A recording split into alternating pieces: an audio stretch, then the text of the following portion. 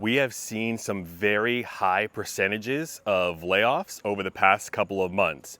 We've talked about organizations laying off 7, 11, even 15%. But I believe it was Eventbrite, which is not a huge organization anymore, that was 11 or 15%. So today, when we talk about a large company that we've all heard of, that we're all familiar with, probably, and at one point in our lives, we've also done business with this organization, and we're hearing a 20% reduction in workforce. That's wild. Because we could talk about percentages and that can kind of skew things for a smaller company. But for a large organization to then go and lay off 20%, that is certainly not what we want to see. And we've talked about organizations affecting people in more of the Oregon area and other parts of the Pacific Northwest. But this area that it's going to affect will most likely be more around the Houston area, where they have huge headquarters and hub and many employees. So I want to dive into one or two articles about what's going on with Shell and how they plan on eliminating 20% of their workforce. Let's dive in. Our first article is from Yahoo Finance, and the headline is, Shell plans a 20% cut in its workforce to focus on profitability. And as always, all of the articles I mentioned are down in the description below, so you can read the whole thing for yourself. I'm just going to talk about the aspects that pertain to our discussion for today.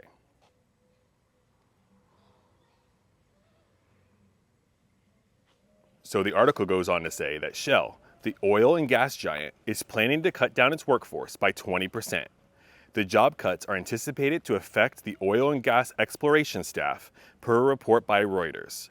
The report also mentioned that the company's exploration and development and subsurface divisions will undergo restructuring, and the effect of the layoffs will be felt in Shell's offices in Houston and The Hague. The layoffs may also affect its offices across Britain, albeit to a lower extent. So sometimes we'll look at these layoffs and maybe it'll be more in Asia or outside of the US, but this is a combination of the two.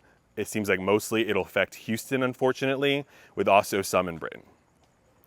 After Shell's new CEO took office, the company has been focusing on creating more value for shareholders by improving its performance and simplifying its business operations. A key part of the strategy includes cutting costs by $2 to $3 billion by the end of 2025. So $2 to $3 billion by the end of next year is certainly a high number, but I think Intel, when we talked about it, was looking to cut $10 billion. So not as much, but still a pretty significant cost cutting, I would think, in just a year and a half's time. Shell has divested several of its refineries and pulled back from investments in the renewable sector. In 2022, the company sold its Deer Park refinery to Pemex and its refinery to Mobile, Alabama to Vertex Energy. And I don't know for sure, but I'm pretty sure Pemex is based out of Mexico, but let me know if I'm wrong on that. Then it talks about the impact on Houston. Houston's employment landscape has been heavily dominated by the oil and gas industry for decades. Shell was the second largest employer among energy players in Houston. The company employed an estimated 9,000 workers in the region. However, the layoffs have not yet been confirmed, per Reuters. And I was trying to look at an article on the Houston Chronicle, the local Houston newspaper, and it said something, I think, about like 60,000 jobs. I mean, that's nowhere close to what Reuters is reporting, and I wasn't going to sign up for the newspaper, but if you're from Houston, please let me know what it said in the Houston Chronicle there before I was presented with a paywall.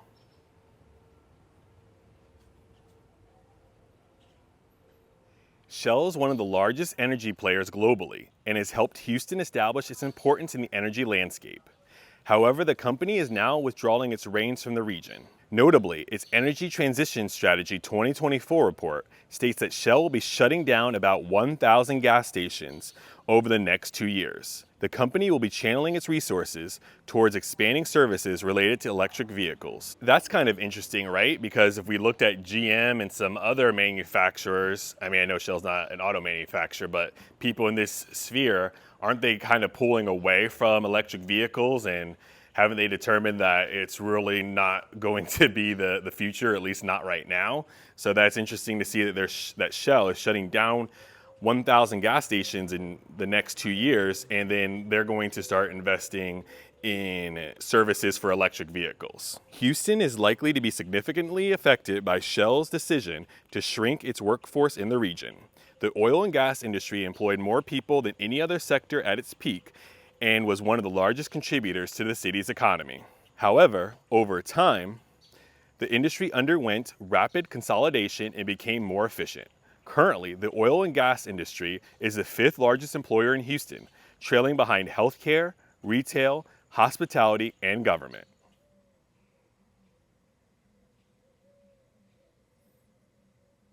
Implications of energy transition for oil giants. Companies in the sector are now focusing on producing more crude with fewer employees to reduce cost. And isn't that a mantra and a goal for most companies?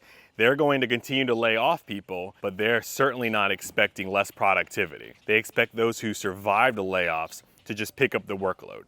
So imagine you just survived a layoff and you obviously don't know if you're next or what's really to come. And then now you're not just doing your job and you have the workload of 2 to 3 of your former coworkers. And it's not like they're hiring. Everyone knows that these companies are doing layoffs and not worrying about hiring new people. And so it's not like there's help on the horizon. Now, a year or two ago, you might have thought there was help on the horizon before we figured out that most of these postings are ghost jobs.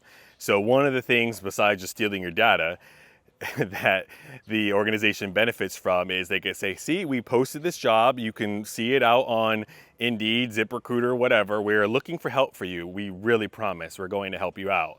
And then they never actually hire anyone because that thing is just sitting there for months and months and they have no intention of hiring someone. Even if they do the whole dog and pony show of having interviews, oh, we interviewed someone, we just didn't find the right fit for what we're looking for, just hold on a little bit longer, hold down the fort for us, we're looking for someone. It's all lies.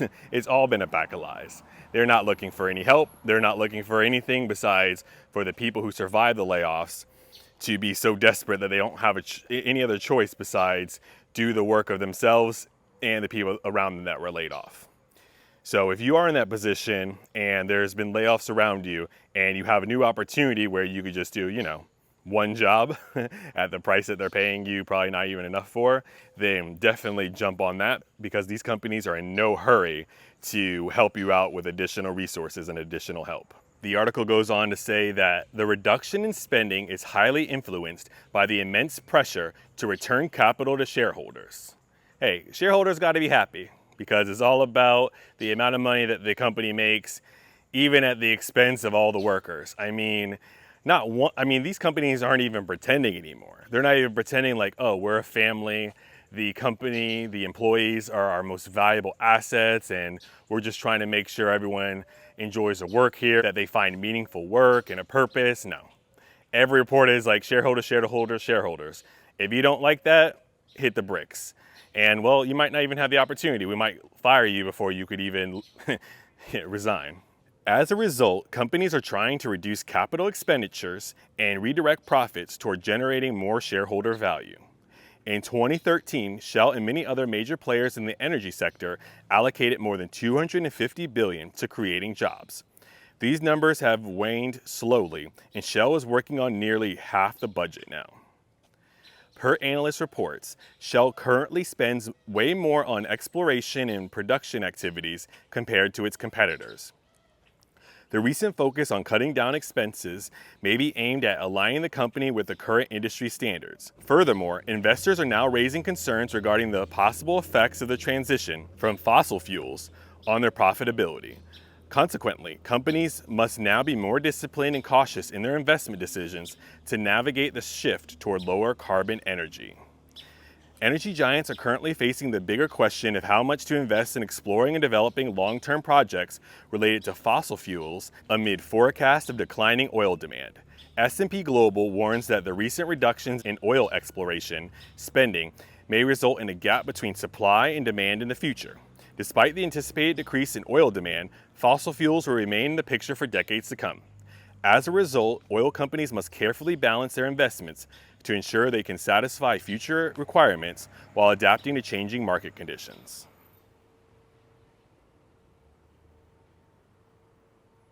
Buying gasoline at Shell has always been a tricky one for me because I'm pretty sure every time I look, it's expensive gas station that there is. And I know they do more than just like personal gas, but like if you're looking from a consumer standpoint, why would you buy Shell gasoline? Now, if you have a Shell credit card, I think you get some kind of discount off of it, which might break it down to even, or at least break it down a little bit more. But the reasoning most people use is because Shell has the highest quality gasoline that you could put in your car. I really don't know if that's true, but that's what my friends and family have told me is why people shop at Shell, even though it's one of the more expensive options. And you would think with the profits that Shell was making that they would be doing quite well. And we read in that article that in 2013, they spent a ton of money on hiring people. But every company that we read about is just finding new ways to survive on more of a skeleton crew, and they are not looking to hire. It seems like the main way that these organizations are planning on growing is simply through buying other organizations, not by hiring more people for their current companies. It's like, we'll buy this company or that company, we'll maybe invest in other areas, but we're certainly not going to grow our core business by hiring more people and expanding our workforce. And it seems like they approach it like, fingers crossed, we can keep the same amount of productivity by having less employees and having the people that we have left do even more work, even more people's jobs, and then we can have higher profits because we're still getting about the same amount of revenue in and the same amount of work done, even though we have a fraction of the employees. And yes, like I said in the opener, it's kind of scary to see a company as large as Shell get rid of 20% of the workforce, which is an insane number for a company that big.